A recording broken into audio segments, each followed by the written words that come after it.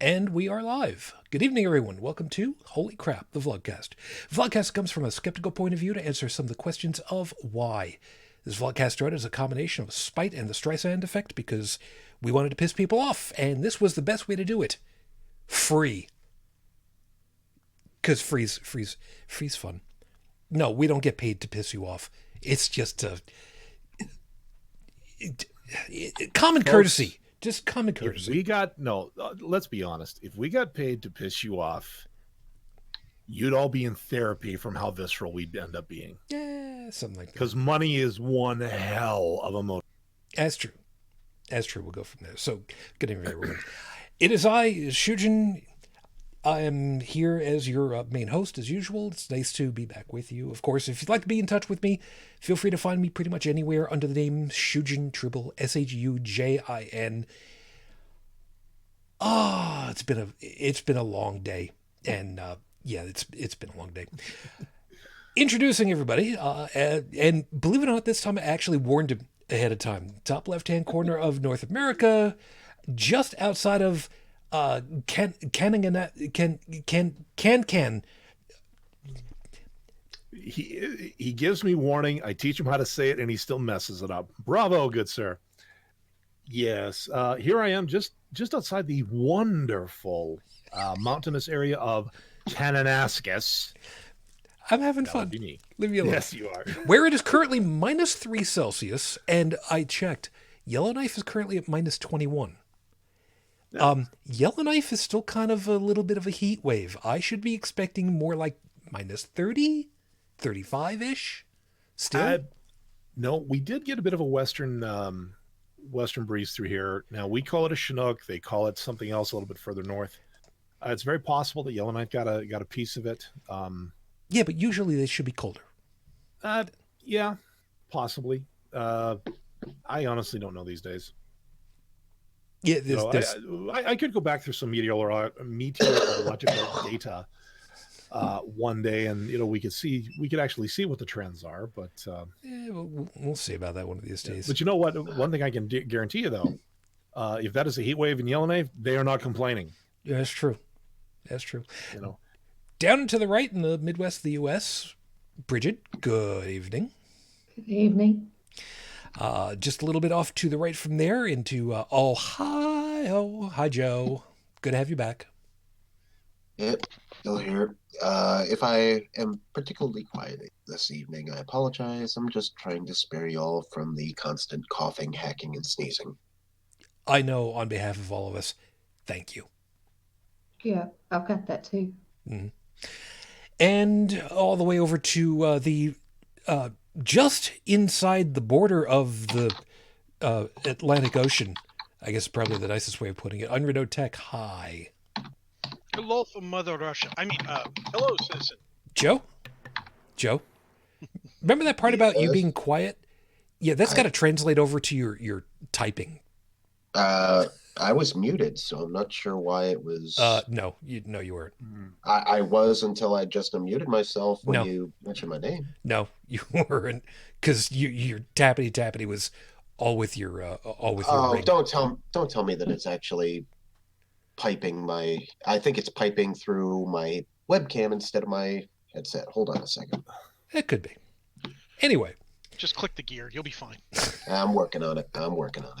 Not a big deal. So, of course, as always, everybody, thank you very much for being with us. A couple of little techie things here and there. Imagine that. Us. Technical issues. Wow.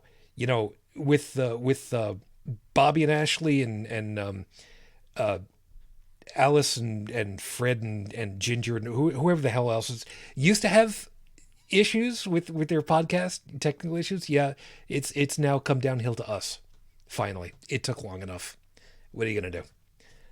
But it's nice to be back with you all. Like I said, I had a day. I ended up sleeping until damn near 1 o'clock in the afternoon. And I've been kind of not exactly on all cylinders all day. So my apologies if I'm a little off. I've been working on it. But anyway, of course, as always, everybody, thank you very much for being with us. If you are watching live, and you're always welcome to do so, feel free to utilize the live chat because, you know, that's part of how we keep ourselves honest with you over here. Stephanie, good to see you. You have, I hope that you're having yourself a good morning. Joseph is, at the moment, don't know. I'm gonna, it's been a couple of weeks. I'm not sure if it's that he's, if something's been going on or if he's just been tired. I'll get in touch and just check in on him, make sure everything's doing okay. I don't have very much of anything I can, I need to fill you guys in on, early at the moment, other than I didn't pose the question, but, I'll pose it anyway. Before we get to the full show after the 5-minute freestyle, what do you guys think about running the horrible scopes for everybody and dropping it in just to see if maybe there's a little bit of levity before we jump into a real conversation sometime? I think, of course, the horrible scopes are funny. That can be kind of fun. Okay. Dalan, by some stretch of imagination, do you still have the? No, you probably wouldn't have the link with you. Hold on. Oh, Just a minute. okay. Well, if that's if you've got the viewable link, that'll work out perfectly fine then. Okay. Let me see. That was on that, so it was probably a link through here. It's going to be the same link each time because it's still the same document. Yeah. Let me see here. Cool. You know what? I got it. Brilliant. Which means that if we don't like to help out, we can do that in a little bit. But meanwhile, let me throw that into our. Yep, you guys go ahead and do that. And while we're trying to sort through and try to figure how we're going to play this out, let me go ahead and get the evening started for us all over here because as usual, it's going to be one of those moments. So with 5 minutes on the clock, your 5-minute freestyle starts right now. Playfield this time is, I was really trying to come up with a one-word title that would really explain it. I've kind of come up with a thought, a question that I would very much like to pose to people when the whole political ideology thing starts coming up. I want to find out from some of these people, what is it that you want? When all is said and done, what is it that you are looking for the playfield that is society to look like? Now, you know, there are various different groups that will go ahead and say things like, for instance, things like, I want there to be less federal level government. There should be smaller government. And I would be willing to stop them right there. Okay, good. All right, stop right there. Stop right there. Just hold on, because that's one thing. Okay. You want a smaller government. Okay. Why? Well, I don't think the government should be involved in... Okay, hold it. I don't need specifics here. Why do you want it to be smaller? Well, it's not an efficient system. Okay, that's got nothing to do with why it should be smaller. What is it that you actually want? Do you want less oversight? Yes. Okay, good. Why?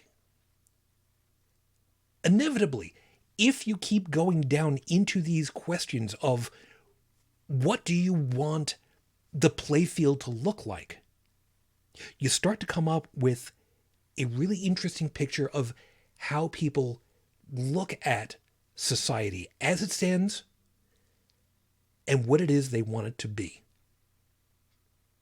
The progressives, and in this case, I mean lowercase p progressives, not capital P progressives, because that's a different thing. Lowercase p progressives are typically, the ones who will go ahead and say, I want there to be fairness. I want there to be accountability. I want people to be able to be pulled up by the people who have already made it. And I get this. I completely get this. This makes a lot of sense to me. If you've done well for yourself, if you've succeeded, don't you have a little bit of a moral obligation to help those who either haven't been able to or simply can't for some reason? Don't you have just a little bit of compulsion to pull a little bit? Because it's always been framed by those who are lowercase c conservative as those that, for whatever reason, haven't pulled themselves up, financially speaking, educationally speaking, whatever, that they are pulling back, that they are, forgive me for using the expression, but it's the apt right word for it, retarding the trajectory of those that have. They're pulling those that have down. Why? And more specifically, how? When you've got more money than a town can spend in its lifetime. And yeah, there are some towns that could be in exactly that kind of situation. Are you really going to miss if you're able to help people? Especially kids trying to go to college or get better education, immunizations, healthcare, reproductive information, reproductive assistance. What is it that you want the playfield of society to look like? And what is it that somebody else wants? Compare those notes and see where those lie out. Something tells me that would be a very, very interesting look-see into the mindset of those that disagree. This is episode 299 on the docket, Your Honor. Divine magic, actually I was going to put simply magic, cannot exist. And I got to thinking about this, believe it or not, because I was watching the Rooster Teeth or Screw Attack or whatever name they were going by at the time, Death Battles. And they did Raven from the Teen Titans versus Twilight Sparkle from My Little Pony. Both voiced, by the way, by the very same consummate troll voice actor. Because, I mean, that's the way that she is.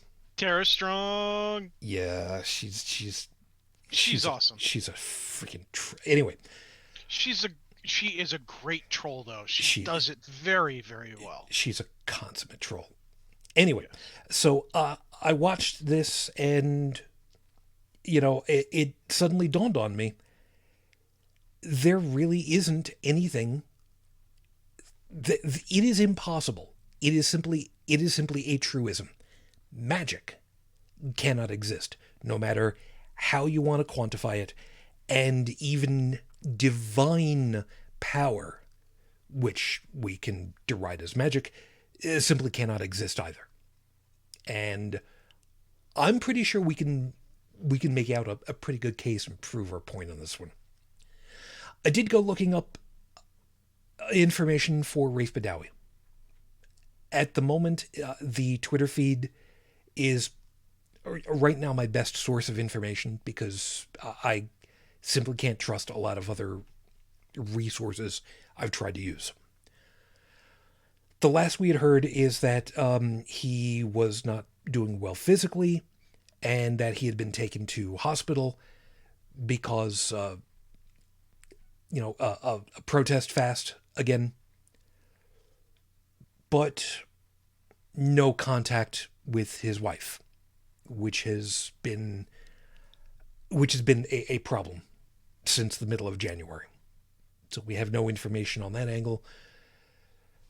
So with that said, as of the recording of tonight's show, it has now been 7 years, 8 months, 7 days since Rafe Badawi was unjustly incarcerated for thought crimes. Our hopes and our thoughts are still with you and your family, and we are still hoping. We are really still hoping. So with that out of the way, well, like I said, now that we got the bummer out of the way, I say we just go ahead and go through the horrible scopes, and we kind of go through this and have a little bit of fun at everybody's expense. Because, well, why the hell not? Who knows? Maybe we'll actually end up doing this as a long-term thing. You guys all got your copies up and on so that you guys can help out with this too? I see no copies. The link was in our Discord. Oh. Oh, look at that! How conveniently located. Look There at it me. is. I can copy and paste. Oh my And ironically, I have no speaking role. How adequate. No, it was a matter that I didn't think to update it for for all of us to take turns. So, We lost Brigid. well, that's unfortunate. Woman is indeed down! unfortunate. Woman down! Well, wait, that didn't sound right. Never mind. I take that back. She didn't say anything. She's gonna kick my ass for that later. Oh, there you are. Hi! We were just talking about you in a non-bad way. Actually, Sorry she about just might jump up and punch you in the altogether. I did nothing. I did nothing. Uh-huh. I plead stupidity. Right. Yeah. So I'm trying to do this really quickly. You know what? Let me make a minor adjustment over here. Do it this way.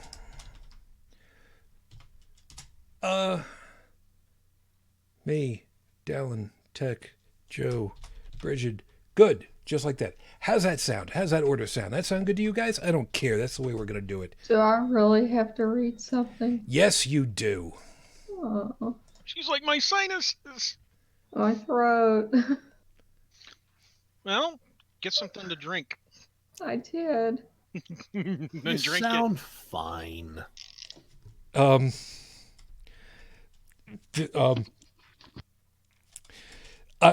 I have to ask you a question, but I'm gonna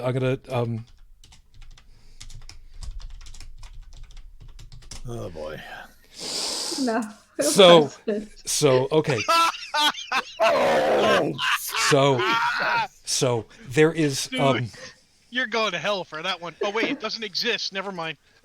so there are probably people who are listening right now who are going, what did you do? If you take the podcast, if you put it through a spectral analysis and look at the waveform and switch it over so that you can actually see the spectra instead of the waveform, you'll see exactly what it is because it's written there on the screen for you. It's not. Don't even worry about it.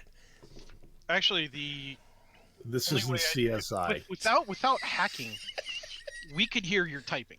Yes, And I know. believe it or not, there actually is a way to analyze a person's typing, but they'd have to have a history of your typing pattern. Yes, I know. Yeah. I know. Like So I unless said, somebody was. yeah. I mean, this this is is not episode CSI. Holy crap! Yeah. Anyway, so just for entertainment's sake, for those of you that are all caring about it, here are the horrible scopes for this week. Aries, you are not as stupid as your friends say you are. Not only is that not remotely possible, even if we told you it was, you wouldn't believe us. So go out there and make that square peg fit in a round hole, and using thermite doesn't count. Taurus, your worst nightmares have finally come to pass. You finally discovered a new joke that your degree in English never prepared you for. A man walks into a bar with a sign saying, "Evil dwarf tossing." He immediately slips on the floor. It's a boomerang joke. Your slower friends will get it eventually. Oof. Gemini, bathing isn't overrated, but we're worried about you. Not that you haven't been, but that we hear you've been imagining you're a wild turkey in the shower, looking up at the sky as it rains, and half drowning. You're not a turkey. They aren't that stupid. And for crying out loud, stop singing Tiny Tim songs in the shower.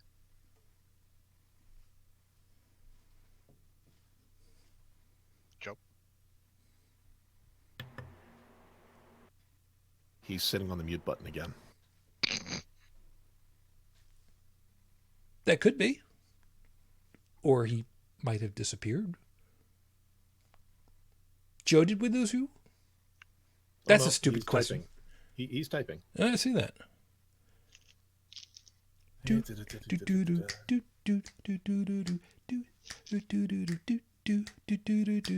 Oh, it doesn't recognize the microphone at the moment. Okay. You go ahead and Stunt cock.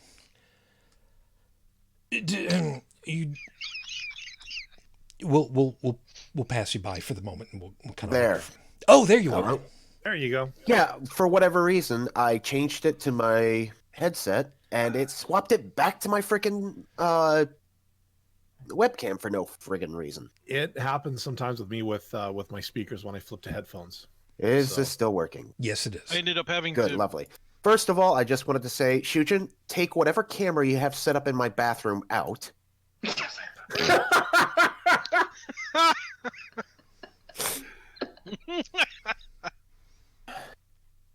And secondly, cancer. Gee, thanks. You'll be more inclined to relax, almost to the point of coma this week. Again, take the cameras out of my apartment.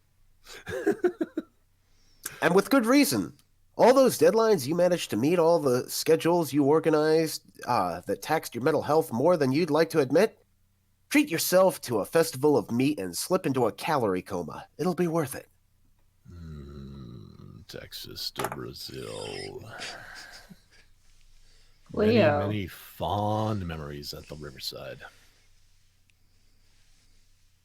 Leo, while you were away from home, a stranger showered in your bathroom.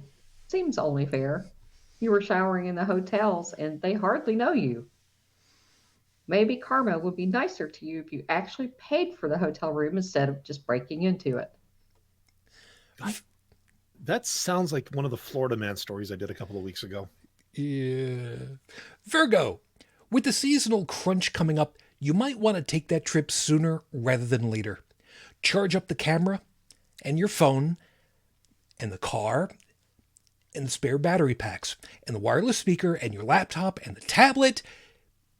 On second thoughts, screw that. Just stay home and watch all those old X-rated movies you've been putting off. Start with Midnight Cowboy and go from there. Libra. Time to brush up on your resume and get ready to switch jobs for the last time. Your next career? Drunk. See, you think this is a joke, but we're serious here. Hire yourself out as an alcohol test dummy for college research projects. Just make sure they provide room and board for you too, since you've already got a habit of trying to start your house with your car key. And considering I'm unemployed, this is suddenly an option I'm thinking of pursuing. So, hey, really, who needs a liver? Am I right? Am I right? I'm going to preface the Scorpio horrible scope with pineapple juice is my safe word. It might be skin cancer, or it might just be some leftover barbecue sauce. Find someone who you trust to try licking it off your skin and seeing which it is. A couple caveats, though. Don't invite them into your house. Offer them some garlic bread and use an old mirror to see if you can see them in it. They'll think you think they're a vampire and will want to get out of your house before the full moon comes up, and they turn into a wolf.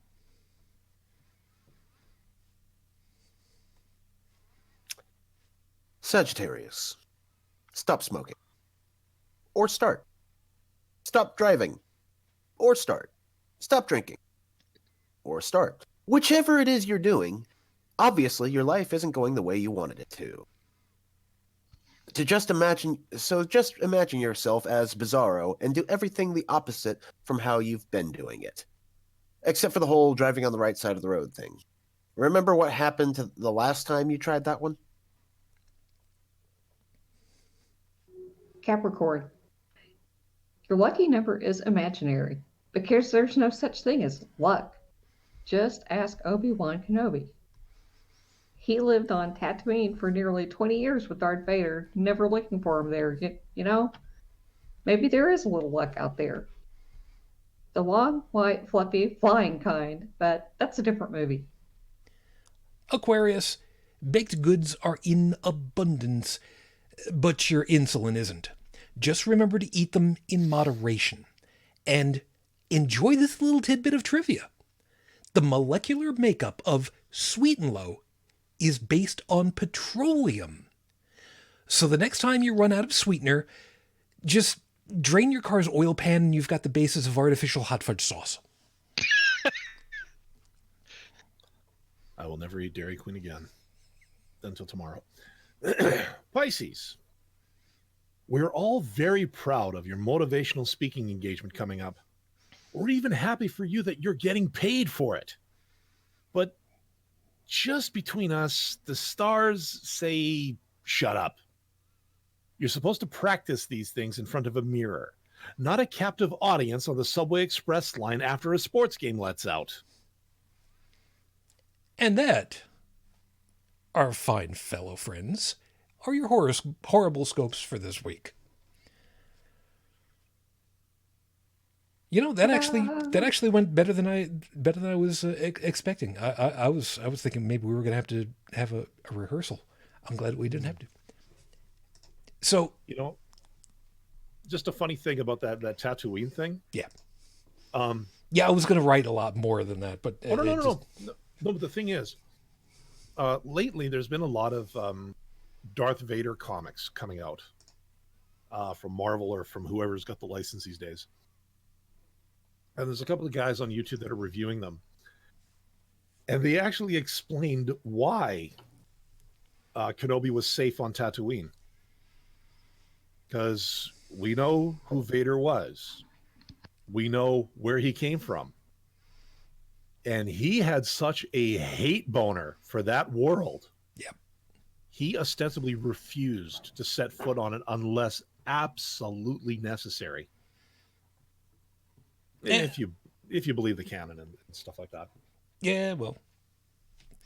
Or it could just be that George was making it up as he went along, but that would never happen. I mean, that would be wrong. Hey, speaking as someone who's, doing a little bit of world building, you'd be amazed at how organic these things are. And let's face it, 40 plus years ago, the first movie was a melodrama, which is the good people are good, the bad people are bad, leave it at that.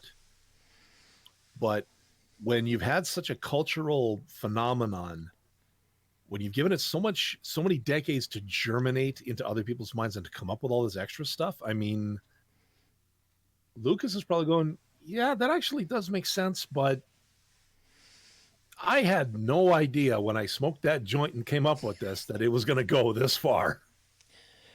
As somebody that's done a couple of videos that are linking various different pieces of the My Little Pony universe together, yeah, I know exactly what you're talking about. You heard nothing? You heard... This is not the explanation that you're looking for. I'll just move on from there. So, since Star Wars was the order of the day for the moment, the whole magic thing. Now, let's make sure that we define our terms over here really quickly. Magic is not the whole using dark, thin threads to levitate things against a dark background. It's not ledger domain. It's not sleight of hand. We're talking actual. I'm going to move my fingers in a special way. I'm going to read a collection of phonemes, and something's going to happen from it that otherwise does not happen. That can't exist. And here's why. Does anybody remember roughly what the technical term for work is? Yeah, it's Labor? it's when a force is applied to an object. Oh, that. Yeah. Yeah, that's pretty much it. So, is there a force around us that we cannot otherwise detect, we can't feel, we can't see, we can't taste, touch, but we can make it we can manipulate it to do something for us that would otherwise be termed magical?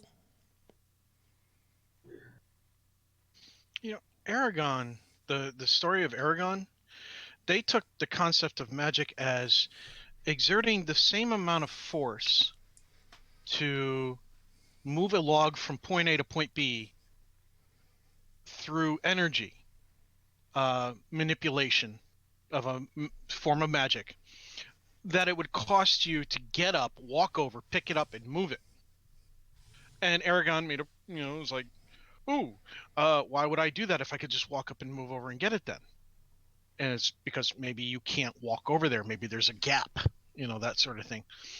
And, these kinds of stories are highly entertaining, but we don't have that kind of we don't have the capability to not sit here, reach out with our hands, wave our fingers, move energies to do the work for us, regardless of what the cost is, except in the form of technology. And that is, creating a robotic arm and controlling it with a remote control. That costs energy, that costs materials, and so on and so forth. But we don't have some kind of innate ability that we're born with, that all we have to do is figure out right words, right thoughts, or right hand waving, and boom, it works. True, but I'm sorry, go ahead. No, I was going to say, like, speaking of book series, one that I'm reading right now from Jim Butcher, the Codex Alera. In that world, magic, again, doesn't really exist, but what does exist are elemental beings called Furies. And they could be fire, earth, air, water, metal. Norse. I think there's wood Furies too. But they're semi-sentient spirits, if you will, that bond themselves to people at a young age, and then they kind of grow. It's not symbiotic, but it's the one puppy you'll keep for the rest of your life, pretty much. And using them to perform, certain deeds is what they call fury crafting. So, like a person who is good with fire furies could basically burn an entire town down, but save all the people. A water crafter, they're healers, or they can, of course, manipulate water, or they can alter the fluid and stuff inside their bodies to actually change their form, to disguise themselves as somebody else. But again, in that respect, it's not so much magic. It's basically telling, okay, you that have the ability to fly through the air, go over there and do this thing for me. And that's it. So again, not really so much magic, just manipulation. There's all sorts of different concepts of magic, but my personal favorite concept of magic is that which we just don't understand. Basically, any form of advanced technology that's far enough advanced appears as magic. So We just took laser beams and held 3 atoms apart and slowly got them to merge so that we could observe how that takes place. Something that we weren't able to do before. If you were to go back any time before that moment, it's magic. Don't know how to do it. You see somebody doing it and we have no idea how they did it. It's magic. But now we know how to do it. It's no longer magic. So here's the piece that I was going to pitch over to you guys. Is there a force that we can utilize now that is simply suffusing the environment around us that we can tap into to manipulate in order to affect work and get something out of it that we otherwise wouldn't? There is. And it is otherwise magical. It's a compass. We have learned how to make an incredibly tiny wand that aligns itself with the electromagnetic field surrounding this planet. It would work on other planets, assuming that they had them. But it's simply there. Now, the reason why I say magic cannot exist is that, as was said, sufficiently advanced technology is indistinguishable from magic, as was kind of alluded to here. And that's exactly what it is. Even if you were to go with the idea that, quote unquote, magic, as you know, the fictionalized version, the romanticized version, once you have an understanding of how to enable it, how to control it, how to evoke it, it is no longer magic. It is now a form of technology because it is reproducible. It is researchable. It is something that can be tapped into by any and everyone to come up with the same results. Magic, as we have conceived of it, cannot exist for part of that reason, but also because that in order to make something work, a force, electricity is a perfect example, you have to have a source of the power and where the power is used in order to affect whatever the change is. That flow of power has to happen. It is simply outside the realm of our physical laws to have it otherwise. So if somebody's got a magic spell book and all you need to do is read the spell out and poof, congratulations, you summoned a succubus, which, by the way, hey, enjoy your Thursday nights then. Enjoy the rest of your life, depending on which type you because let's face it, when we create fantasy monsters and all sorts of stuff, we create all types.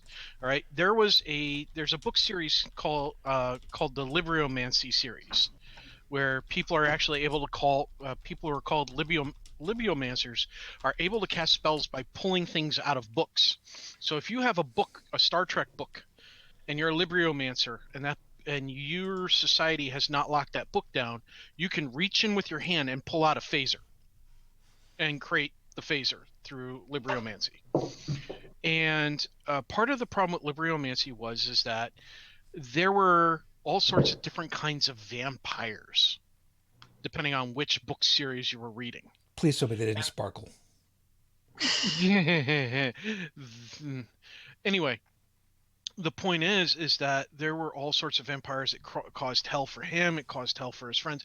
One of his friends was actually ended up being converted. into a Renfield.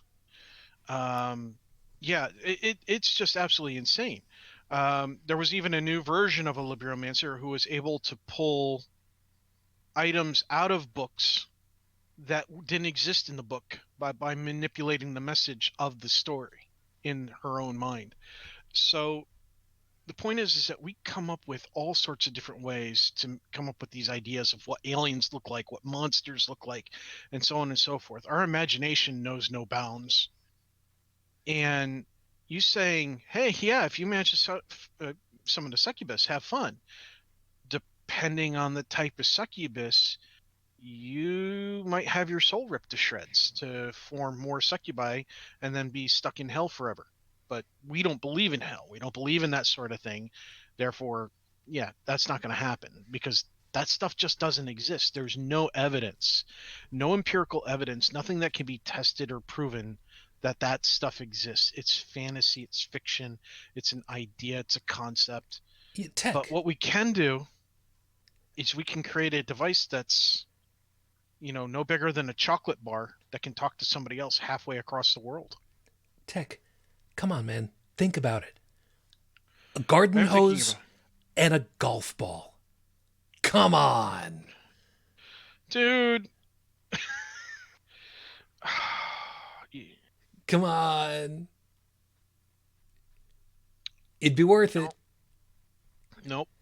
I think I don't know. It's been a very long time for me. Leave me. Stop kink shaming me. I'm not kink shaming. Besides, I think Attack of the Killer Tomatoes had it better. Kink shaming. See what she could do with a couple soda bottles. I know what Joe's going for, man. Anyway, the point of the whole damn thing for me though is that, I've heard people who have gone ahead with the whole, okay, your God doesn't matter what the God name is. That's why I put it as $ deity, because that's the universal variable symbol. Leave me alone. It doesn't matter which God it is. How did he do it? Well, he just did it. Yeah, but what's the mechanism? Well, you wouldn't be able to understand it. Well, okay, then how do you able to understand it? See, you lead in the bit. You got. Well, no, but then the answer to that is, well, I don't need to understand it because I just believe, or I just know. And that's as far as that argument will typically go. Is they'll just go, oh, I just know because I have faith in $ deity. Yeah, which goes absolutely nowhere for the rest of us, of course. Well, no, but that's just it, though. Like they are so steadfast in their faith that they don't feel that they have to explain it, but they still expect you, a skeptic or somebody who is a little more of a critical thinker, to just accept it wholesale like they did, and you're the idiot if you don't. You're the damned one if you don't. Hold on. Backtracking just a little bit there for a second. Not just the skeptic or the free thinker or the atheist or the whatever. Anyone that does not believe in same deity. Sorry. Person who does not exist. Fair point. Like because it doesn't matter who it is. I mean, you've got the Lutherans against the Catholics. You got the Catholics against the Jews. You got the Jews against.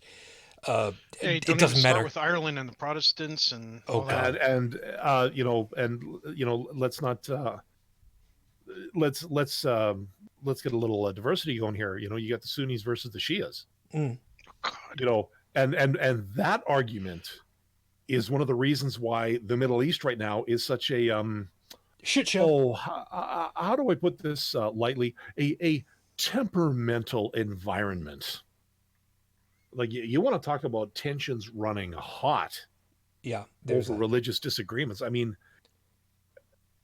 okay, again, to be fair, Ireland was not exactly the friendliest place, between Protestants and Catholics for many, many years, and I still think there's still some unresolved stuff going on there. You think? Yeah, but that being said, I can't remember exactly what the beef is between the Sunni and the Shia for the in the Muslim faith, but it's over. I think it was over like which particular person is the proper descendant of Muhammad, and it's either person A or person B, and depending on which one you believe in. Sorry. It's who should have been the first prophet after Muhammad. Oh, okay. Yeah, like I said, I didn't know I didn't know it exactly, but I know it came down to, one person or another, and as a result, you've got those two tribes throwing everything they've got at each other, and then you throw in that there's you've got Israel in that place, you've got American influence in that place. Let's just say anybody that ever says that a jihad or a holy war is a righteous cause, you take one look at some of the places where this holy war is going on, and you just want to shake your head and go, is this worth it? For some people, it is absolutely worth it. People say, "Oh, nobody else would die for their religion because these other people's religions is not the same as mine. Therefore, it's false, and nobody would ever, willingly sacrifice themselves for a false religion." Yeah. And they say that about each other constantly, and yet they kill each other constantly in the name of the religion, false or otherwise. Yeah, I'm sorry. The whole martyrdom Olympics. I just no. You're throwing away the most precious gift you've been given. Not according to them. No, I know, and that's the thing. Like I believe that for many years. That okay, you know what? If I have to be beheaded in the name, because of my beliefs, then okay, you know what? I'm okay with that. But these days, it's like, no. Resist and bite, kick, scratch, do whatever you can to get away from that, because when it's over, it's over. And before anybody thinks that, this is just a Middle East thing, like we said, Ireland, for however long all that was going on between the Catholics and the Protestants, blowing each other the fuck up. Hey, first F-bomb for the night. Yeah, well, you know what? It's old enough that the Irish Rovers had a song called "In the Windy Old Weather of Belfast." Yeah, the only thing that I can say that was okay, and you can probably hear the air quotes going on right now in my head.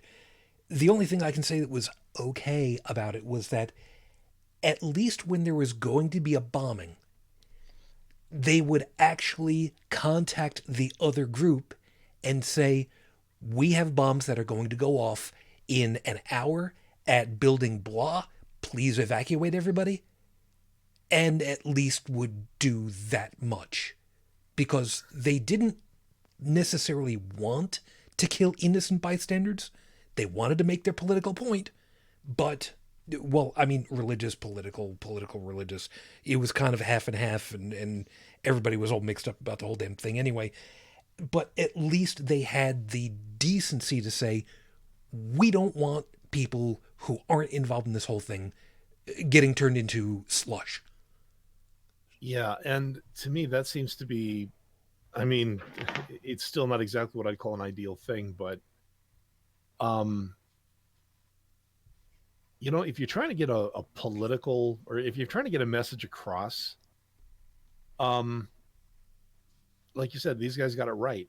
To say that, believe in our version of $ deity or die, that's not a very,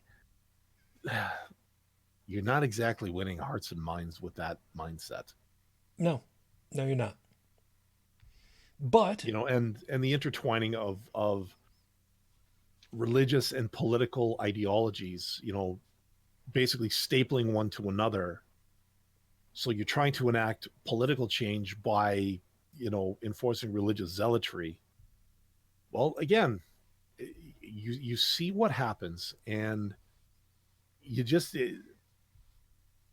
honestly, after seeing that and seeing how much blood has been spilled in history in the name of one god or another, how like are people really that stupid? Yes, they That are.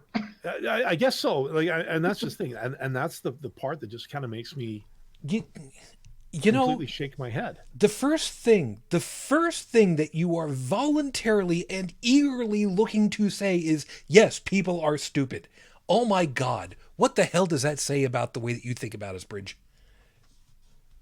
Well, I'm not saying that everybody is that stupid, but people are that stupid, or else they wouldn't be doing it, right? As And the converse is the converse of that statement is, can't argue with that. well, if the religion has lasted this long and so many people believe, there must be something to it. That's actually a counterpoint. Yeah. It's not that people are inherently stupid. It means that there must be something there. Otherwise, nobody would be buying this stuff. As an aside, by the way, Stephanie did bring up a good point, and yeah, I kind of forgot about that one. In Manchester, the IRA blew up a shopping center and set a second bomb to catch the people fleeing the only escape route. As I remember, and admitting I was much younger when the vast majority of this was going on, I was a kid growing up in the burbs outside of New York City. I didn't really get the chance to follow a lot of the politics of the day to find out what was going on because, I mean, why the hell would it ever bother me in New York? I will admit that I've forgotten about some of that stuff, but was that not more the exception than the rule? I'd like to hope so, but like I said, I don't really, off the top of my head, remember. So forgive me if I've got no other way of putting it. Forgive me if I've misremembered or romanticized it in my own head because of age and, my older age and not remembering because I was so much younger when it happened and not learning up enough about that. I know a little bit too much about European history as compared to the British Isles history, which seems only just fair because you guys are separating from the mainland. So, whatever. I'm sorry. Was that a dig at people that don't know how to comb their hair? I'm sorry. That seems to be a running gag right now with world leaders these days. Well, I mean, I'm sorry. Boris Johnson apparently goes to Trump barbers. Yeah. I mean, look, I admit that there is such a thing as too much hair product, but there's also such a thing as not enough hair product. Before anybody goes ahead and says, no, there's no such thing as too much hair product. Did you live through the 70s and 80s? I don't think so.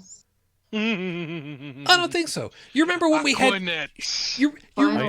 Yeah. I'm pretty sure part of my lungs have been damaged from the amount of hairspray I had to inhale when I was in high school. We had a freaking ozone hole thanks to all the kids who were getting the crunch factor in their head. I mean, Dolly Parton alone. Come on. See what she looked like back in the 70s? Really big hair. Yeah, that wasn't all, but sure. Yeah, let's go with that. Yeah, I mean, there was her. There was Peg Bundy, that hairstyle that she had. There was every rock band ever during that era. Yeah, every rock band. There were. There's a reason they called them hair band. People lost count of the amount of times that rock bands had to be told, you really don't want the fireworks that close to the stage. Yep.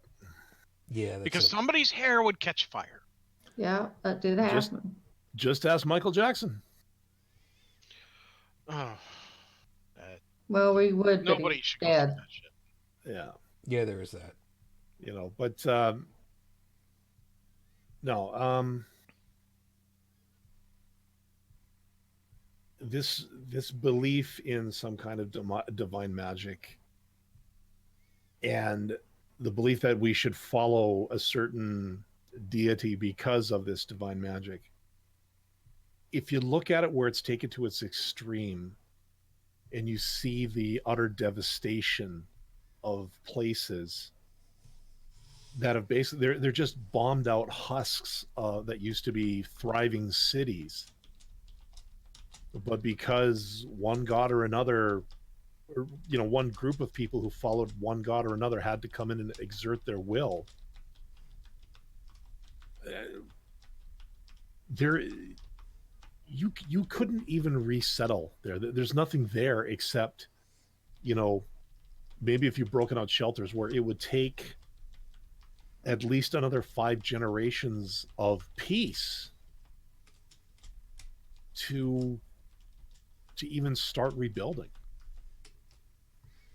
And when I hear people talk about, like what's his name, Cy-Ten Bruggencate, when he said that we should have a Christian theocracy, the trouble is, which flavor? And then are we going to start seeing Catholic versus Baptist versus Presbyterian versus Pentecostal versus all this? And then all of a sudden, all the beautiful cities and stuff in Canada and the United States are going to look like that because everybody's beating the living teetotaling hell out of each other? And that is good? Well, okay. To be fair, you know what? Fine, that's the way it's going. We could probably narrow down the number of groups by, I don't know, mass breeding poisonous snakes. Just saying, flood the market. Drive the price down so that they're more appealing, and then, Okay, that takes care of one. Remove dental care, and that'll get rid of the Osteen Teeth Brigade. Wow. Let's see. Come up with a better food alternative, and that'll take care of the Baker Battalion. Or, prove that one spoonful of that will give you the runs for 10 weeks. Actually prosecute the moils for sexual transmission diseases. And while we're on the prosecution train, let's get them Catholic priests all up in there for being all up in there. Yeah, actually, that would that'd be a good one. If we ever actually all followed through with that, an emergence of theocracy wouldn't be a problem because they would not have the numbers. Good point. As it stands right now, even if they had the numbers, they would have to, well, at least in the U.S., they would have to run up against a small problem of established case law. And before anybody says it, I know. I am actually worried about that kind of thing. Thank you very much. I know. Yeah, they wouldn't care about case law. I know. Or Constitution or anything else. Well, and I mean, this is really where my education about state law and state rights took the big hit there when I first learned about how y'all do things down there. It's weird. It is. It's disgusting too. Well, it's. I mean, people who are trans don't even have any rights. They can be discriminated against in many states, lose their jobs and such. And because it's not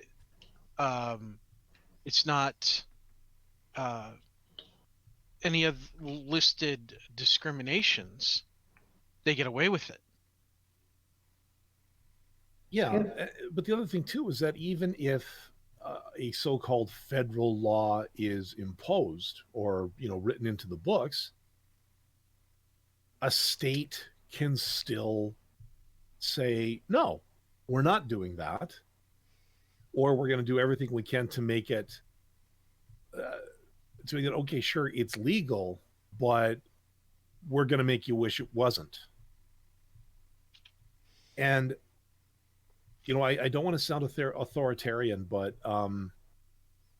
when it comes to actually being a country, that usually means that everybody involved has to at least agree on the majority of the rules on how to run it. And everybody, standing up and saying, well, my state of blah, blah, blah, we've always done it this way, and we don't care what they say up in the White House.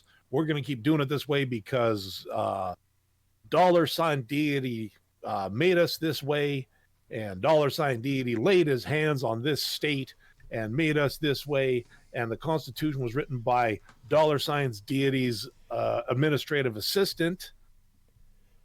Yes, I've actually heard that. Thank you, Kentucky. It's not just Kentucky. I mean, hell, look at Iowa. When they were doing the whole thing, one lady, she didn't get the one that she wanted, the politician that she wanted, so she put her vote towards Pete Buttigieg. I heard about this. Yeah, I saw this. And oh yeah, I mean, it made the news and everything. I hope this lady's ashamed of herself and in a corner, and people are poking her and going, "You're a bad person." No, she's not. She's not. She doubled down against a fellow Christian, even. And yeah, a nice young lady, one of the younger generation who's more open to people being different. And here's the thing. The old generation is what's setting us back in this country more than anything else, because they refuse to change. When this lady found out that Pete was gay and had a husband, a male lover, same gender, her response, and I quote, was, "We cannot have somebody like that in office. You, ma'am, need to sit down and shut the fuck up. You are what is wrong with this country. You do not know how to love people. You don't know how to care for people. And you don't know how to respect people. And until you do, sit down, shut up, and learn. Watch and listen. Watch the younger generations. Watch them actually lift one another up. Watch them go, look, we understand you're different. We may not understand, but we care about you." And then actually demonstrate that they care about them. And then the ones that don't do that, go take a look at their parents and see how those kids' parents are. They're just like you, lady. So every kid that goes out there and refuses to understand that people are different, that berates people for being different, harasses them for being different, it's because their parents taught them to be that way. In The Karate Kid, I know it's a movie, I know it's fictional, but there was a really good statement in that movie. And it was that there was no bad student, only bad teachers. And every single adult, whether they have their own child or not, is a teacher to a child with how they act and treat others. Mm-hmm. And if you can't demonstrate what it means to be civil, respectful, and compassionate towards a fellow human being, you're a bad teacher. Yeah, the idea that Mr. Miyagi put of that, only bad teachers, no bad students, that's something that extends back to ancient Greece. I forget which teacher it was, but there was the idea that a good teacher should be able to inspire a desire to learn in their students. And if they can't, it's the teacher's fault. It's not the student's fault. Yeah. There is something to be said for that. I mean, if you, okay, perfect example. We've said on many an occasion that there need to be more science communicators. There are some of them out there, and some of them we've kind of semi-grown up on. We, as much as he was a crotchety old curmudgeon a lot of times, Mr. Wizard, okay, not so great example, but he was out there doing his thing. Beekman, okay, really super stylized, but okay, kind of kind of made us expect that air pressure was the way that everything worked, which to be to be expected a lot of times. Bill Nye, Dr. Brian Cox, Dr. Tyson, Carl Sagan, people who know the science well enough that they can explain it in easy to understand terms. That you don't have to have a master's, you don't need to have a doctorate to understand what they want to talk about. They can basically say, okay, here's the thing, here's how it works, and it doesn't require tens of hours of reading something. But I think the trouble these days, and again, we talked about this, I think it was last week, where people were in a place years ago where worrying about their next paycheck, or worrying about, were they going to have a meal, or could they pay the power bill, or did they have to split the difference between their next meal and the power bill, wasn't a problem, because employment was good and the quality of the job was good. Like, you got paid well, you were able to afford it. You were on Maslow's hierarchy, 1 and 2 were taken care of. So your most basic needs and your security needs were met. So things like looking at science through a more calm, critical eye and still being entertained was possible. But now these days, and especially with the internet and the outrage culture,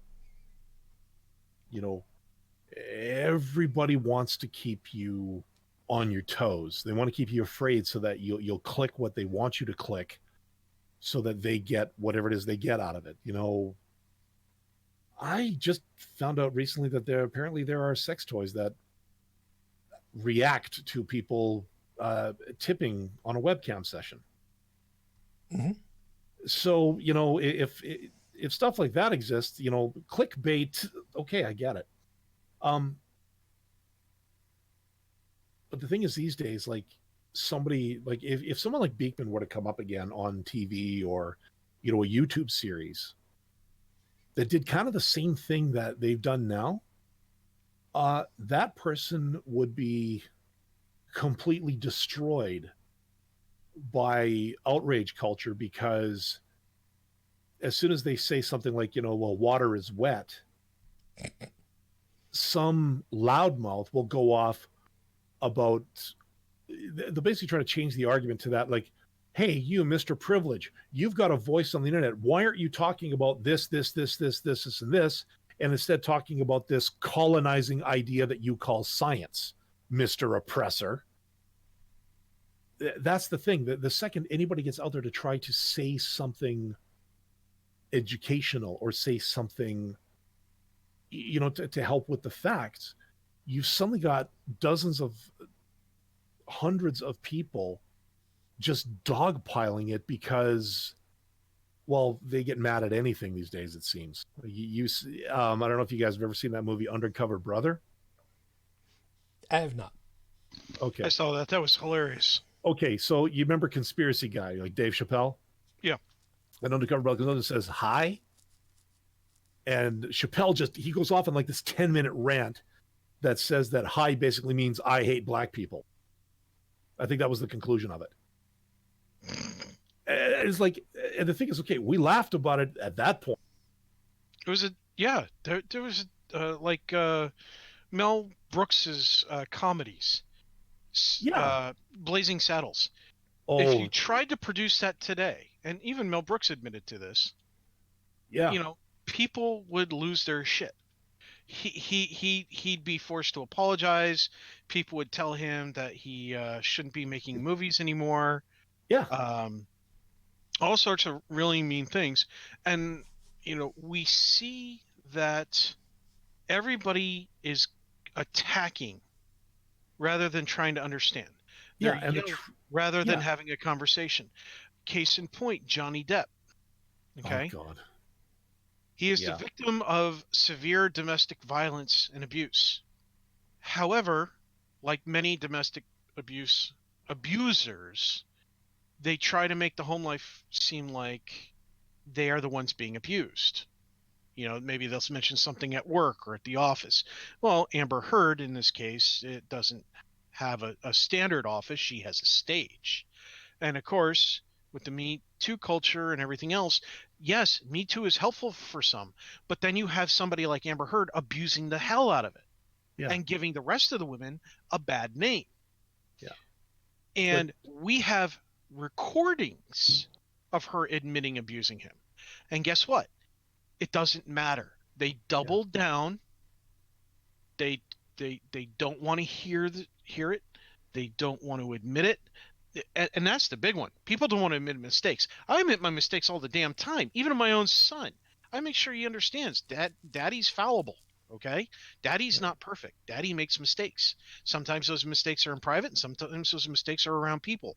And I admit it. When I realize I've made a mistake, I admit it. When somebody demonstrates to me that I've made a mistake, I admit it. Sure, sometimes I've made mistakes I haven't caught and nobody else did. Fine, whatever. That happens. That's life. But it doesn't make me a bad person. Making a mistake does not make anybody a bad person. It's a mistake. You have to learn from it. Yeah. Okay. But and we're too scared. Well, and that's what I was getting around to. A long time ago, we talked about, and I mean, I mentioned it in my life about how I used to be in a place financially, morally, spiritually, and I use that term in air quotes. I was at the end of my rope.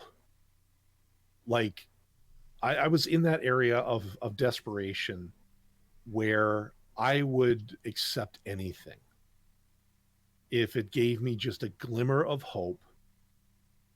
Even if it was false hope, it still had to be better than what I was currently going through. So that's where, the Deepak Chopra came from, the secret. I look, I'm holding on to those books because I really don't want to give them to Goodwill, because I don't need to spread that kind of stuff, and I can't light a fire in my condo. What you can do is you can put them in a bucket of water, get a blender, and have at it. Yeah, and I still might. But the thing is, these days, people have been wound up to be too scared because of, you got to watch what you say, otherwise you might get canceled by a bunch of blue-haired twidiots on a social media platform that only maybe 10% of the world population actually uses, but has a voice like a banshee's ball sack going through a cheese grater. Yes, I just made that up on the spot. But just nowadays, people are so wound up, they can't sit down and take that moment to think, or take that moment to be educated. Because if you're trying to teach something to somebody, it's reaction now. It's like, oh no, you're talking down to me, you're oppressing me, how dare you? Or I hate to say, you're colonizing me. You see what I mean? Yeah. Right now, I don't think we're at a place right now where people almost want the divine magic, because then it's easy. Wave your hands and ta-da, or put your faith in the dude with the big dentures. Osteen, you'll never convince me those are your real teeth. Look, I use him because that smile, it's a target, okay? It's an obvious tell. Plus, Baker, you just take one look at him, it's like, no, the jokes write themselves with him. Well, like I was saying, they put their trust in other people because they've got too much other stuff in their lives to worry about right now, even though a lot of it might not even be real. You know what I mean? Yep. So yeah, divine magic can't exist, but everybody wants it to, because then they don't have to face the reality that they actually do have to try to dig themselves out of the hole that they're in, regardless of how they got there. So again, I've talked too much. Sometimes it happens. Interesting. Dalan, put the books into the bucket of water, leave them for a few hours, and use a paper mache to make something nice. I like this idea. Yeah, just given my artistic abilities, about the best I could come up with would be something that even Bad Dragon would go, no. Make an ashtray. Doesn't have to be Bad Dragon. I could probably try that. You know what? I think I'll go with the ashtray. Everybody knows how to make an ashtray. Private kittens. They're confused. What did I join? Just me complaining about life and contemplating a paper mache dildo. It's we don't recommend that. No, we very much don't recommend that. Or glass, or ceramic, or well, I don't know, 3D printed. You know, like you have to be careful with latex these days too, because allergies. And you know, I just got into a conversation on another Discord channel a while ago. Somebody was showing all of these things about 3D printing guns. And of course, our conversation not too long ago about 3D printing weapons came up. And I thought, you know, wouldn't this be a much better world if everybody just like 3D printed sex toys instead of guns? Well, I mean, that would be more feasible. Yeah, but unfortunately, that you want to talk about rabbit holes with a bunch of furries? Oh my God! First off, before you go there, because I know where you're going, and it's a deep, dark rabbit hole, and it was no pun intended, as it should be. It was bad. Anyway, there is a innate issue with the idea of 3D printing any kind of weapon, let alone guns.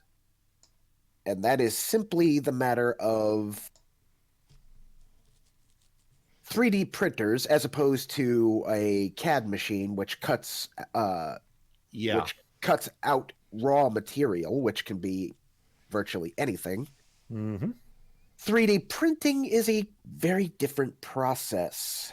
CAD being, for those who don't know, computer-assisted design. Yeah. Usually when you see, if you go on YouTube and you look up like people using laser cutting manufacturing, stuff like that, you see, you know, these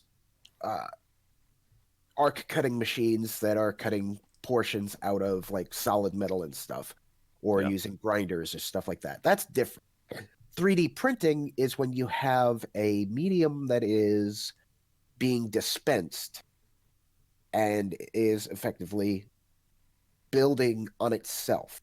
The thing is, in order for it to work in the way that 3D printing does, that medium is just not built, or it is not capable of withstanding the stresses that you would expect from a typical weapon.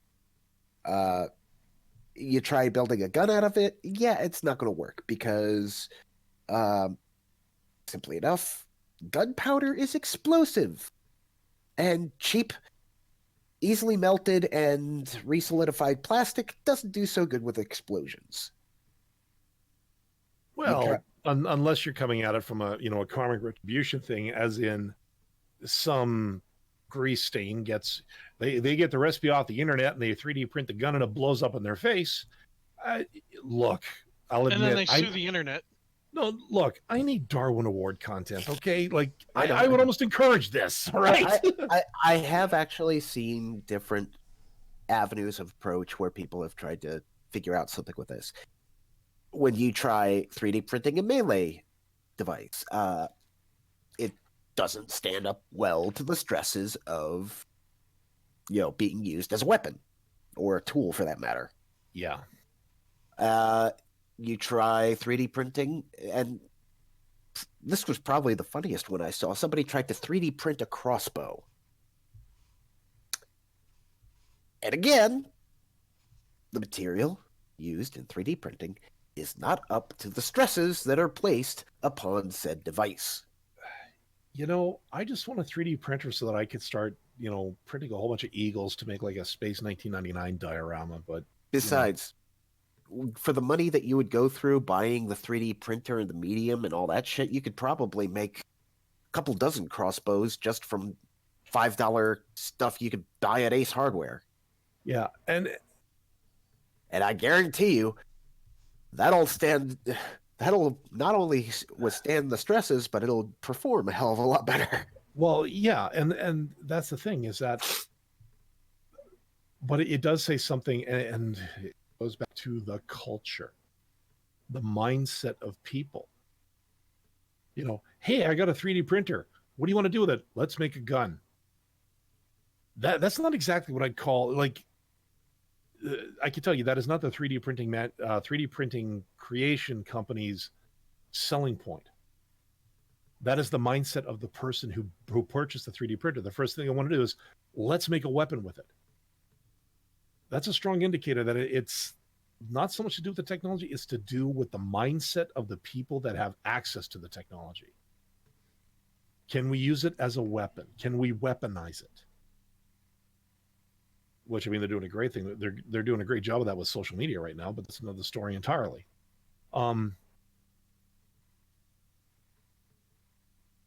It all comes back to culture. Yeah, it does, unfortunately, and that's something that's annoying, to put it mildly. Personally speaking, I would much rather not live in a culture where one needs to have a weapon or needs to have all the time because they're afraid that somebody else who also feels that they have a need for a weapon gets clumsy and stupid. Yeah, I mean, there are situations where being constantly armed might be a good idea, but those Urban are very versus rural. Well, not even that. I'm talking more like, I don't know. You find yourself out in the middle of the jungle or something like that. Then, yeah, it makes sense to have a weapon at all times. But if you're living in a civilized part of the world, not always necessary to be armed. Yeah. But if you're living out in the sticks, and even though it is sort of an established town, but there are wildlife problems because the urban sprawl isn't quite that urban. And you do have a problem with certain predatory animals sniffing around, whether you're a farmer or whether you're just a homesteader that, gets the occasional thing that wants to eat your dog on your property. Having a rifle to scare that thing off, or if you have to take it down because it doesn't listen, that I'm okay with. Yes. Now, and that to me is a practical thing. You shouldn't have to. Now I'm saying, again, if you got concealed carry, fine. But honestly, if I was living in a neighborhood where I felt that I had to be armed all the time because someone was potentially going to jump me, I would be doing everything I could to get the hell out of that neighborhood and living somewhere else. Yeah. And private kittens, whether you do or you don't, and for the time being, I'm going to say it this way, because I'm going to tell you the same thing that I would tell pretty much anybody. I am going to go under the assumption at the moment that you are speaking, I should say, typing because you can, as opposed to you are typing truthful information, only because, and please don't go typing anything else just yet. Just hold on. Only because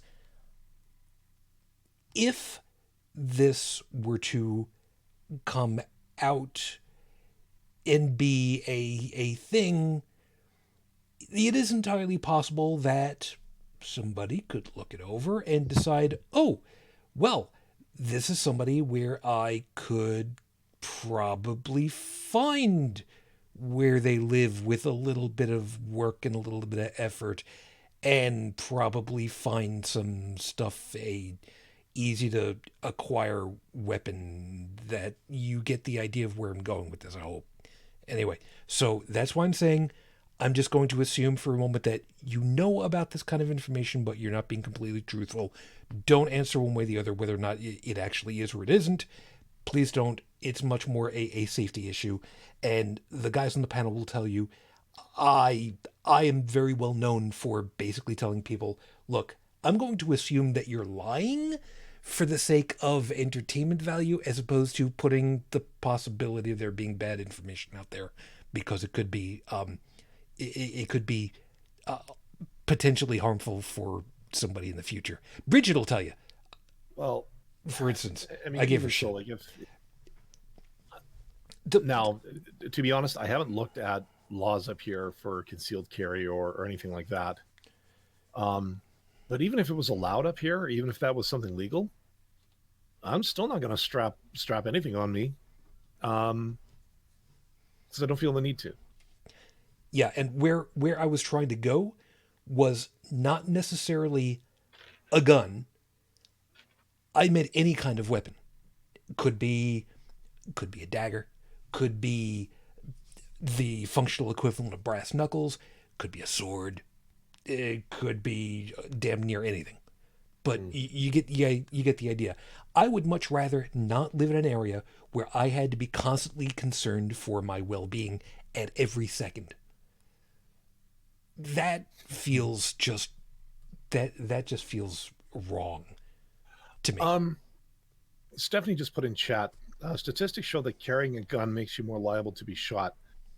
I would like to see a link to that we could put in the show notes, because I find that really interesting.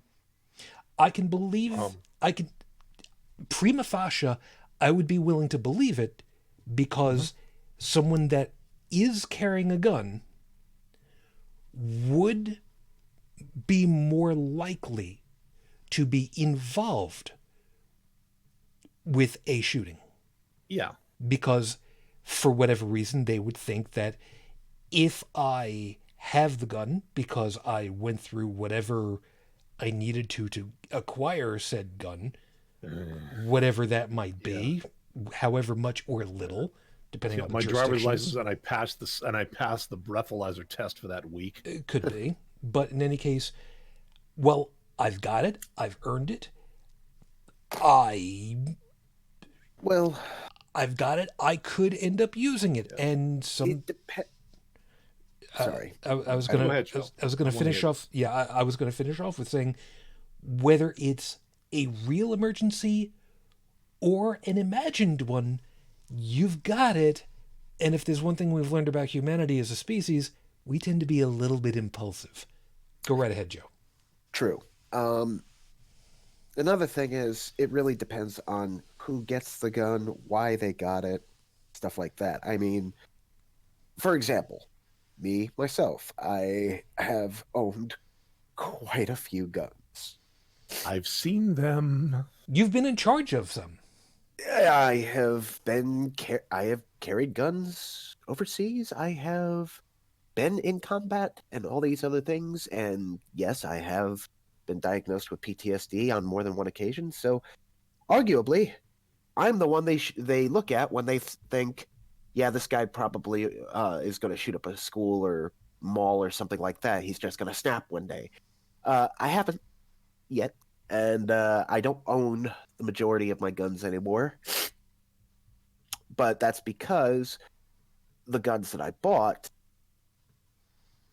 my reason for buying them was never a matter of, I need this to protect myself. whenever I had purchased a gun personally, it was a matter of, this is an interesting collector's item. It's got some history to it, something like that. Or it was a matter of, this is similar to what I have to use for my job, and my job does not provide me enough range time to maintain proficiency. And trust me, when not only your life, but the lives of several others depends on your proficiency with a firearm, it becomes somewhat logical to own a similar firearm so that you can practice. Yeah. Another New Year's resolution of mine, actually. See, that's the thing. My SO does target range practice. I don't.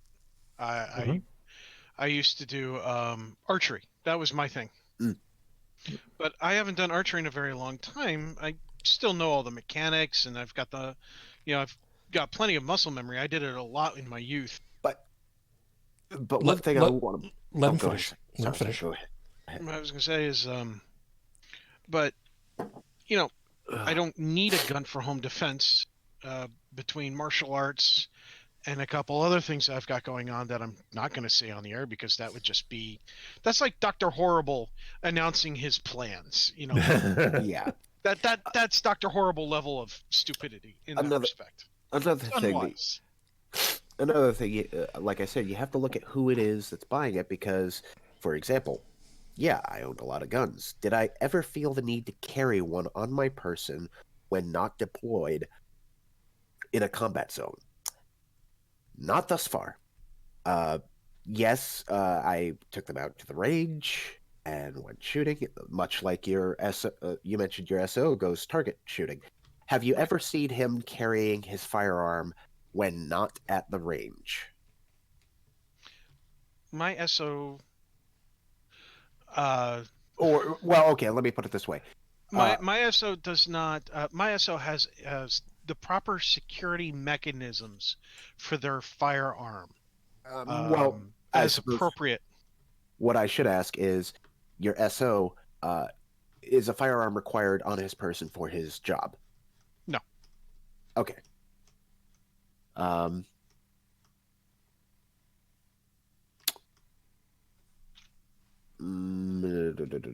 I'm wondering where you're going. Or her job, excuse me. Do you see them carry on their job? No, their job actually requires them not to have that on their person. Okay. So the only reason why the story behind going to the range and everything else was at some point they were going to join a branch of the service, and their father had dictated that if you're going to join, you're going to know how to safely handle firearms and utilize them before you join, because he had served, and so went and got proper training in the whole 9 yards, and not going into my SO's background, but they know how to use a firearm, and they actually gifted me a zombie target, because I joke about playing zombie video games and that the apocalypse happens, my son's going to have to protect me because my son knows how to use a rifle. I don't. Well, rifle, it's the same with a rifle as it is with a bow and arrow, as it is with a sword. Stop! Trying to get a voice out over here. Pointy end goes in the other guy. And that's the thing. I've got the pointy all I ask is for one rehearsal. God, I try so hard. Yeah. One rehearsal, says the guy that starts the call 15 minutes beforehand, and we never talk about the show. It's just, hey, how was your week? How was your week? How was your week? Oh, our week was fine. The week was good. The week was great. Yes, this is me calling you out on that. You fuck. What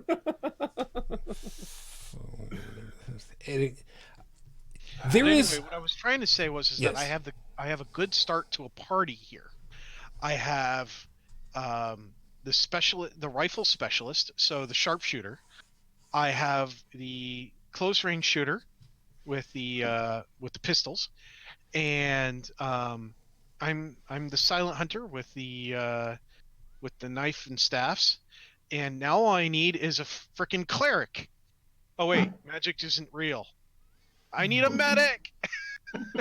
I'm glad that Someone cue the theme to the A team right about now. I'm so glad that you had the thing with the stabs, because I was getting worried that the close quarters thing was going to be the flatulence. So thank you. No. I appreciate that. I do not use WMDs. Dude. I appreciate that. And, I love what Phyllis said in the chat. She said, and I quote, "I can wield a mean frying pan." And I'm just thinking, like, knowing her avatar in Second Life, just seeing this cougar walk up to you, just bang. No. The correct onomatopoeia for it is FW, fwapwang, because that's all you end up hearing. Yeah, and you must always remember, I'm channeling podcaster Jack Kincaid when I say this, before you strike, you ask a person, "What is your note?" And when they look at you funny, you pang them upside the head, and depending on the sound that comes off the pan as they hit the ground, that is their note. See, which is more often than not B flat, because they B flat on the ground. See, one thing I constantly joke about is I got rid of all my guns. Why? Because I own quite a myriad of tire irons and such. And let's face it, a gun, you shoot, from a legal standpoint, you shoot somebody, once they're incapacitated, you have to stop shooting them. That's true. And all you get is the recoil. With a tire iron, you have cause to keep hitting them, and you get the satisfying, tremors going up your arm every time you do it. But at what point does it become aggravated assault? When you finally get the answer to, does number 1 hurt or number 2, and you don't stop after you get the answer. I know what you're referencing. I got that one. Thank you. Forehand or backhand. You people who... A or B. Those of you that get the reference, you're our people. Thank you. Tell the big man I said hello. Okay, so... Yeah, and speaking of divine magic, like, I'm kind of glad we don't have Lazarus pits. Just saying. Oh, God, no. Anyway.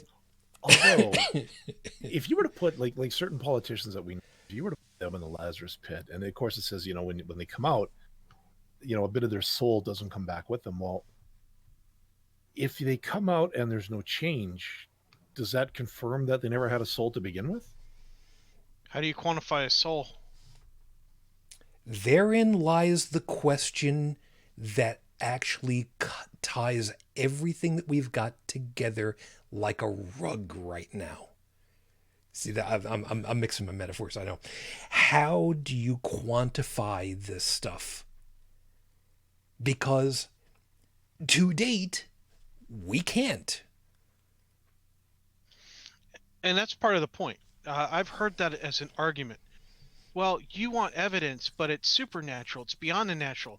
There's no natural evidence, so therefore you'll never be able to prove it. And I was like, okay, well, then you want me to believe in something that can never be proven. I'm sorry, but you're asking me to take what they lovingly call a leap of faith, to believe in something that is so truly impossible that the evidence for it is impossible. No.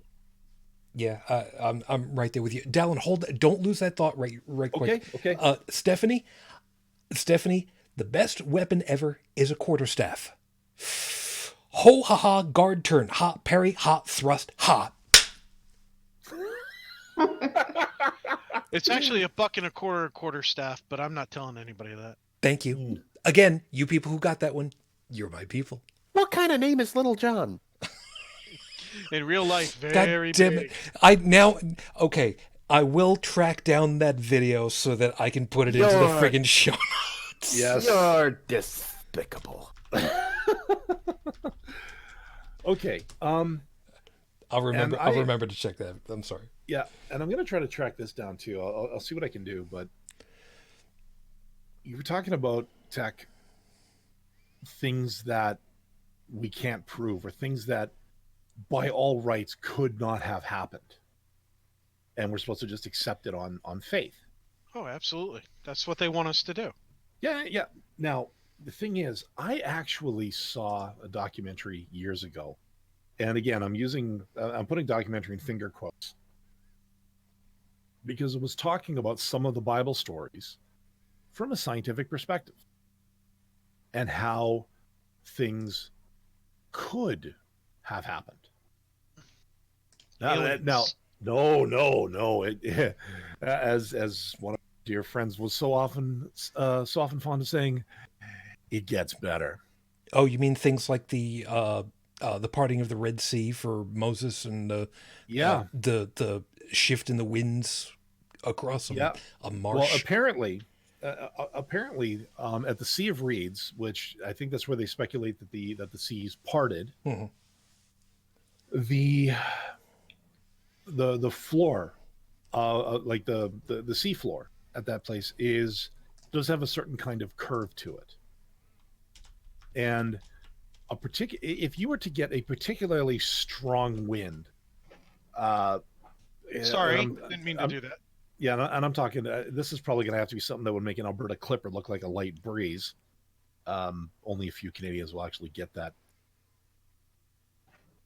If you got the right wind at the right strength hitting that part of the water, it is, quote unquote, theoretically possible to blow enough of the water out of the way that you could walk across that seafloor.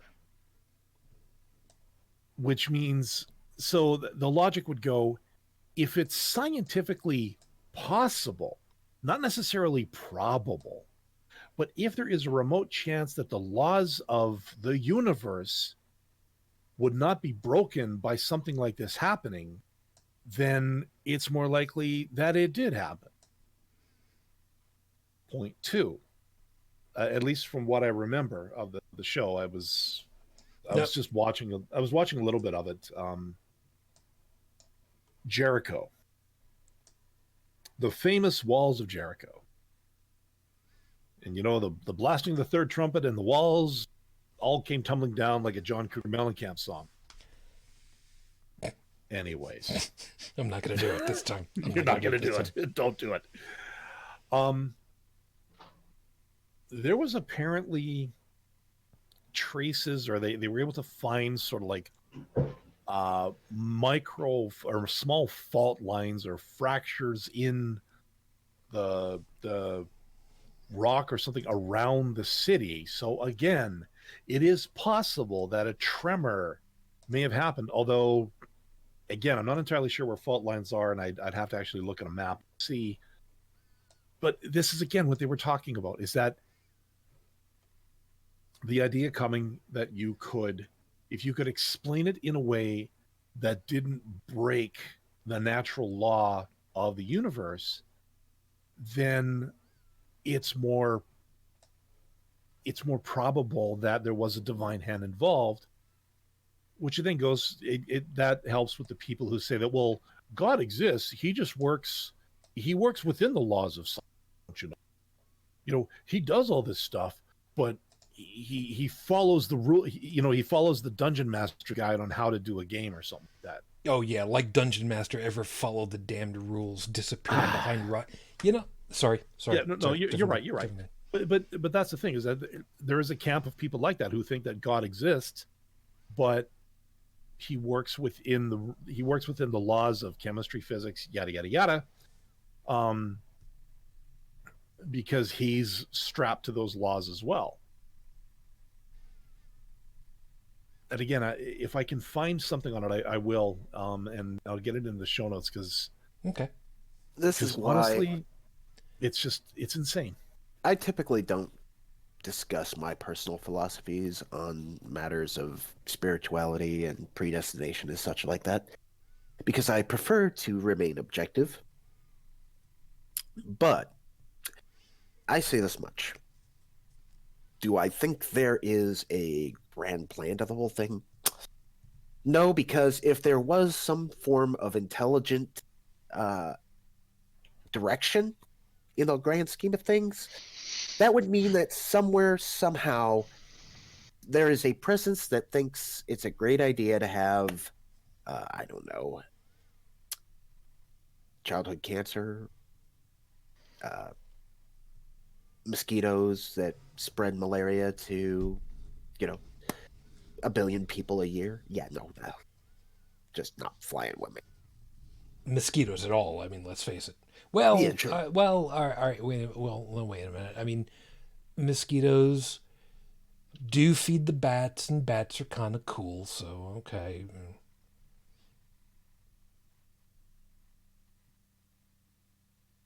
Yeah. But why Okay. would they have to carry diseases, though? Because, well, I was going to say otherwise.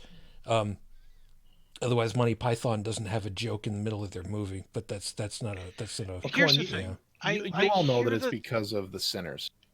Yeah, that I was gonna say that. I hear all. I have lost count because it is so prevalent and so disgusting. By the way, of so many people going, well, you know why those people were all killed by a tsunami was because they were sinners, or those people got Ebola because they were sinners and they used condoms, or you know, look. No, no, no, no, no. It doesn't work that way. The world is a harsh place, okay? Almost everything in this world kills something else to survive, okay? It's just part of the cycle. There's death, there's birth. There's death, there's birth. It's constant, it's ongoing. It's a natural way that the world works, okay? We are part of the natural order of things. We do some people would argue that human beings do unnatural things. It's like, well, first off, not really. There's nothing unnatural that we've done that the world around us hasn't already done. Well, gay sex is unnatural. Really? When was the last time you watched a whole bunch of cows in a pen for a long time and observe their behaviors? Because they tend to hump each other. Um, so, yeah, no, homosexuality in nature exists and has existed for a long time. It's long before us, probably, and it will probably be around after we're long gone. Um, oh well, this, that, and the other thing. It's like, look, you can find examples of almost everything that we do that doesn't involve technology in some other behavior pattern of some other species of animal. All right, chimpanzees, apes, monkeys, dolphins, you name it. You can find examples in nature all the time. Right? What you have is you have a space that your head is in, that you're comfortable. You're comfortable pointing out other people's problems and mistakes to avoid your own.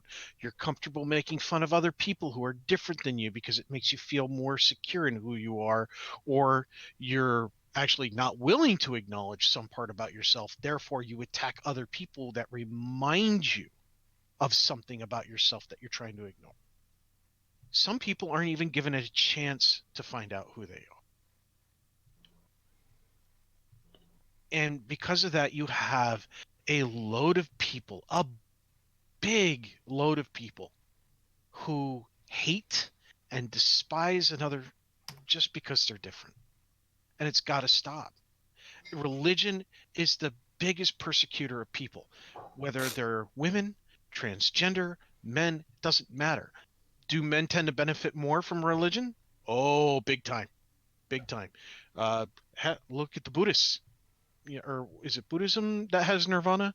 Whichever one has nirvana. Apparently, a woman cannot, in an original practice, women cannot obtain nirvana because even being a woman is a mild form of punishment for something that they did in their past life. There's a whole lot of negativity. Yeah. This is where I'm kind of reluctant because, as I've mentioned before, I have that kind of semi-photographic memory sort of thing, where if I'm not paying attention to something, somehow it gets committed to memory. And when you mentioned that, immediately the thing that comes to my mind is that episode of Family Guy where you have the two deaths and, hi, I'm your death. What? I'm a death. I can't die. Oh yeah, you can, but don't worry, you're going to be reincarnated as a Chinese baby in about 5, 4, 3, 2, poof. Poof, comes back. Girl? Girl. See, this is why reincarnation is not such a really great idea. We're getting really close up to the top of the hour, so I want to see if there's anything last to kind of wrap anything with, only because I'm starting to get a little slow in my head, considering how my day's been today. Yeah, that's I'm glad I made it as well as I did. Anything that anybody thinks that we kind of missed, or still on the floor that should get aired out?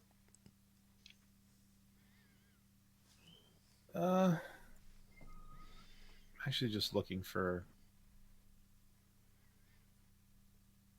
I was looking for a quote from R. Raw, actually, from his series, "The Foundational Falsehoods of Creationism." Oh, that's No, but no. there is. I was going to Yeah. say it's a lot of fun to go through that. Oh, it is. I've watched it many times, but on the subject of divine magic and $ deity having such divine powers, really, really, really believing in something still doesn't make it true. I'm paraphrasing, but It's not too far off. no, and that's where that's my end off. Is like, if you tell me this happened, but you can't reproduce it, and you know no way of reproducing it, don't be surprised if I look at you like you just took a shot to the head with a brick, because I'll think you're crazy. And it's up to you to prove me wrong. And if you can't, sorry.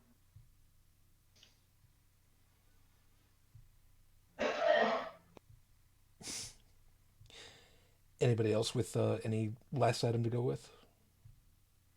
Nice. You have a book. Great, I have one too. Mine's called Harry Potter. And if you find that offensive, I find your book offensive. I find your book offensive that rape and murder are acceptable, that women are less than cattle, that you use whatever passage you feel like to justify shaming and belittling others. And when we tell you that, oh, you should be ashamed too because of these extra passages that come right after it that you're breaking the rules on, you go, oh, no, that doesn't apply anymore. Only this applies. Guess what? You're just an asshole. You're a jerk. You're all the negativity in the world that doesn't need to exist. Sit down, learn to be a decent person. Learn how to communicate without judging. Learn how to listen to other people, their hopes, their dreams. Learn to see them as a fellow human being and not as a target for you to paint to make yourself feel better. You want to feel better about something? Get up and mow the lawn of that person who just had surgery and can't walk, or the person that's going through chemo and they can't go to the grocery store for themselves.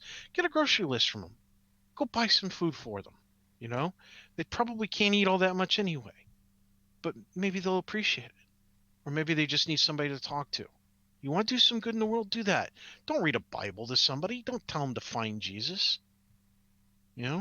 Help somebody cross the street like the Boy Scouts used to before they went bankrupt. Oh, you bet you didn't hear about that, did you?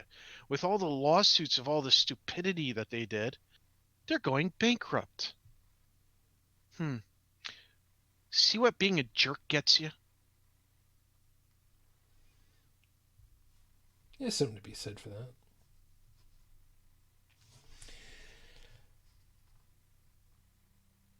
There we go. Don't mind me, just kind of collecting myself a little bit. Sure, we'll be fading. A little bit. And Dalan flying foxes are cute. Yeah, flying foxes are absolutely My adorable. ex-wife would disagree, but every other girl I've taken to the zoo agrees with me fully. So, Yeah.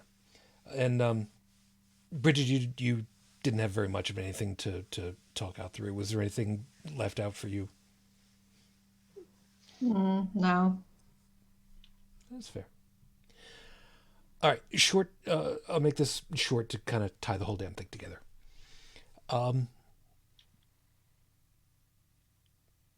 I specifically laid this out as divine magic cannot exist, even though I started off with just magic cannot exist. We said early on, until you know what the mechanism is, yeah, it's magic, but only in so much as that you don't understand that there is technology. Once you pass, culturally speaking, the idea that there are technologies that do things that you otherwise wouldn't know could be done, well, once you pass that threshold, everything is a technology. There are no magics. It simply is an unknown quantity. And going with that example, by the way, the idea of using the expression $deity just sounds so delicious now to me. I think we should use that culturally. There is not magic. Anytime somebody says it was a miracle, don't tell them it was. Don't give them crap about it. Don't tell them that miracles can't exist. How was it done? It just was. Nothing just does. How did it happen? You want to really blow somebody's mind? Look up Brownian motion. It's really wild. Nothing just happens. To paraphrase, I think, God does not play dice with the universe. If there is a way for a force to be used to make an action happen, then it's a technology. Doesn't matter what that force is. Can I raise my hands above my head and have electricity flowing from them? Sure, yeah, I can do that. At the top of a boat on the water, if there's just a little bit of haze at night, you can watch me do that. It's called St. Elmo's fire. We know about this. But I can only do it sometimes. I can become invisible if nobody's looking. I don't think that works the same way. Once we understand how these things work, it doesn't mean that it can't be fascinating. It's just not miraculous. It's just not magic. We don't live in a book. Trust me, there are times I really wish that we did, because it would have made traveling from Long Island to Buffalo so much easier if I could have just driven across where those staples were in the map at 3 a.m.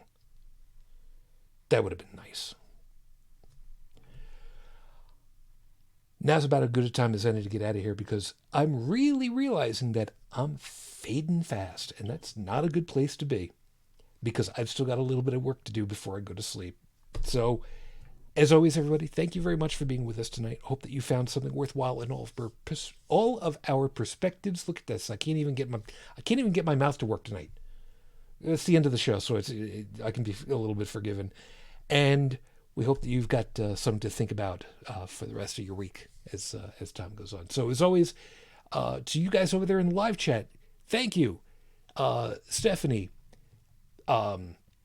Felis. Again, good to see you, hon. We've been a little concerned about you over Second Life, so you take care of yourself. Well, she's been out of town, so yeah. No, I know, but I was keeping track. And even though I didn't see you chiming in right near the end at this point, Private Kittens, thank you for having joined us. Don't know if you're still there or not.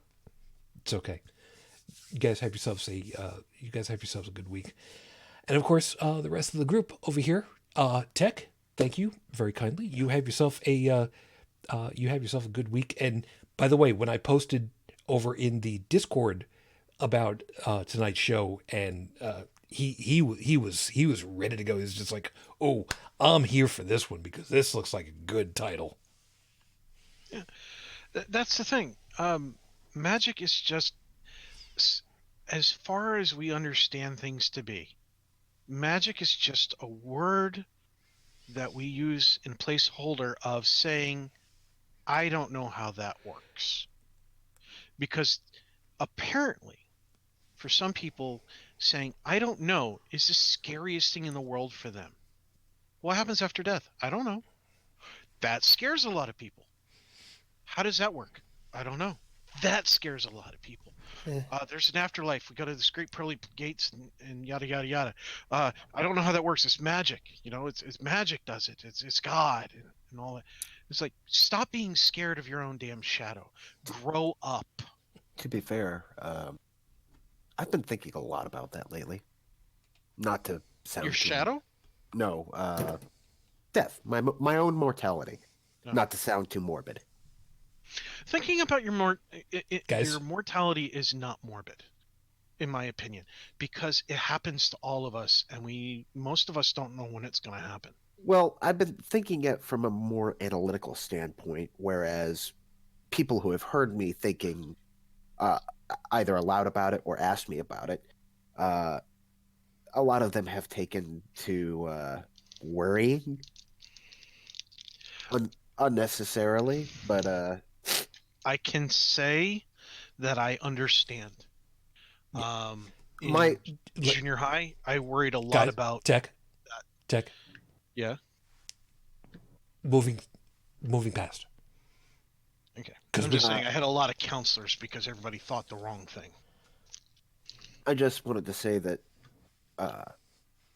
as far as that's concerned, after thinking a lot about it, all I could say is, what happens after death? I have no freaking clue. All I know is that it is something we all have to deal with. It is the tax for being alive, and everybody pays it eventually. So there's nothing I can do to avoid it, ultimately. I mean, I can avoid it coming too soon, which is fair enough, but ultimately, can't avoid it, so why worry about it? Fair enough. Joe, thank you for your time, man. You try to take care of yourself for the rest of the week. Trying.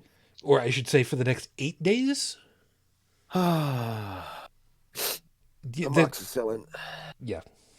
And I can honestly say I don't want to see you go early either. I like having you around. Sadly, I don't get sick days from work, so I gotta go in tomorrow.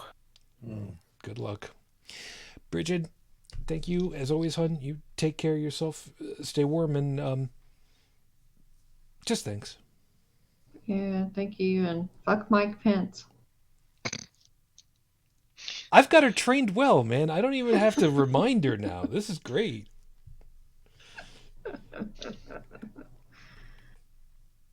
However, I've still got to go ahead and needle her and just, next part. You can send me a friend request on Facebook, Brigid Fitch, or find me at my blog at brigidfitch2112.wordpress.com. And Beyond the Trailer Park is on hiatus for 2 weeks, and so I will update you 2 weeks from now, let you know what we're doing. And one more for Mike Pence. And fuck you, Mike Pence. There you go. I've got the Frantics going through my head, and one for the Wimp, and one more for Jenny and the Wimp. There it is. God damn it! That's another You, one. Mike Pence. I leave a lifetime supply of ice cream. Ice cream? What flavor? Boot to the head. Thump, thump. And one more for Jenny and the Wimp. Thump, thump. Fine, I will add that to the And show I leave notes. leave the rest of my Joe, worldly possessions. Joe, All right, sir. And how many lumps would you like with your coffee? Dalan. Speaking of lumps, you finished drinking your Tiger Stripe stuff. Congratulations. I did, and I've as of tonight, I released the Kraken, so that's going to be my go-to for the next few days, or at least for the rest of the night. We'll see. That's excellent. Thank you, as always. Yeah, glad to do this. Of course, I'm the curator of the audio version of this show over at holycrapthevlogcast.com. And for any other thoughts that jump into my head while I'm doing other things, you can catch that over at inthewind.yo5.ca. And speaking of other things, 3 chapters left. Oh my. Oh my. Congratulations. Yeah. The re-edit has been probably the only thing keeping me sane the past month, and I'm just, when you're that close that you can taste it, it's just it's great. No, when you're that close that you can taste it, that's synesthesia. That's not a good thing. There's some people. Anesthesia is when you can taste colors. That's synesthesia, not anesthesia. Anesthesia makes sure that you don't remember anything for a while. Oh, jeez. As in, like, why the hell have we been here? Thank you very much for having joined us, everybody. We hope that you had yourself a good time. Of course, holycrapthevlogcast.com has got all the information that you need for contacting us, following us, social media, and the voice line phone number, of course, as always, if you want to go ahead and tell us to F ourselves, because apparently that's a thing, is 859-HCTV 554, 859-4288 554. Dial carefully and good luck. And we will see you, proverbially speaking, in another week or so. And we may have something on schedule. If there's a notice out earlier than, show day, there may be something special coming. So be on the lookout. Yeah. Because it is our 300th episode, which means it may be a Power of 10 episode, but there may be something it's also special. a Power of 100 episode. There may be something special going on, so we will have to talk. The co-hosts and I will have a very short talk about it before we all get out of here, because we got stuff to do. So in other words, have yourselves a good time. We'll talk to you later. As always, I wish you all the peace I no longer have. I wish you the strength that I've learned. I wish you well. And my lady, 14 and a half years on, I am still in love with you. Matane Fujin, I love you. I miss you. Dream of me. Until the next time we get together, everyone, as always, good night.